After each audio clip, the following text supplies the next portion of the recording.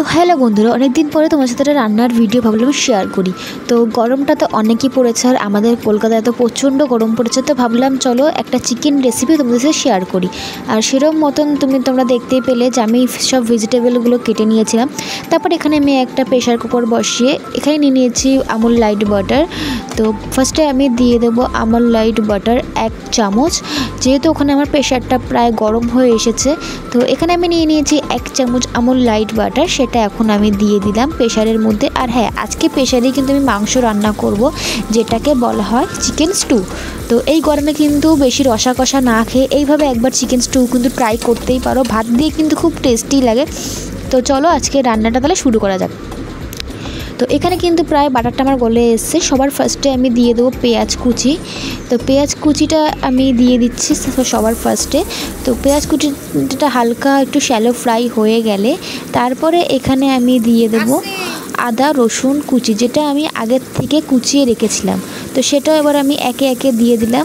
দেন সেটাকে ভালো করে নাড়াচাড়া করে হালকা একটু লাইট গোল্ডেন টাইপের ভেজে নিয়ে তারপরে এখানে আমি যেই ভেজিটেবলগুলো কেটে রেখেছিলাম লাইক দিস ক্যাপসিকাম, তারপরে টমেটো, তো ওগুলো হালকা শ্যালো ফ্রাই হয়ে যাওয়ার পরে লাইট গোল্ডেন ব্রাউন হয়ে যাওয়ার পরে এখানে আমি দিয়ে দিলাম টমেটোটা, কারণ টমেটোর সাথে পেঁয়াজের একটু জুসিনেসটা হবে। তারপরে চিকেনটা দিয়ে দেবো। তো তোমাদেরকে একবার আমি চিকেনটার কোয়ান্টিটিটা একবার দেখিয়ে দিই। এখানে আমি কিন্তু 500 গ্রাম চিকেন নিয়েছিলাম। তো 500 গ্রাম চিকেনটাকে ভালো করে ধুয়ে আমি নিয়ে এসেছি।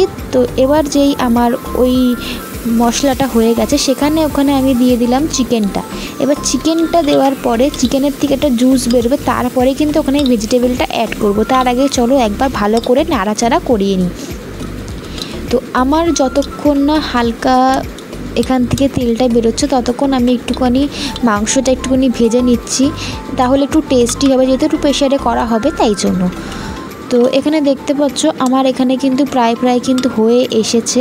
তো এখানে আমি যেই ভেজিটেবলগুলো কেটে নিয়েছিলাম ক্যাপসিকাম, টমেটো, আলু, টমেটো নেই, ক্যাপসিকাম, বিনস, ওগুলো এখন আমি একে একে দিয়ে দিলাম প্রেশারের মধ্যে।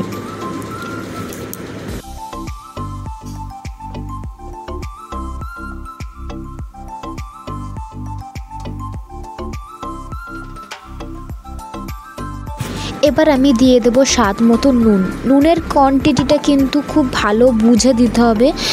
যদি ভাবো যে কম হয়ে যাচ্ছে তাহলে যখন স্টুটা যখন রেডি হয়ে যাবে তারপরে তোমরা কিন্তু দিয়ে একটুখানি ফুটিয়ে নেবে। আমি কিন্তু এখানে 1.5 চামচ নুন দিয়েছিলাম, তাও পরে অল্প আমার একটুখানি কম পড়েছিল, তো পরে সেটা আমি আবার দিয়ে দিয়েছি।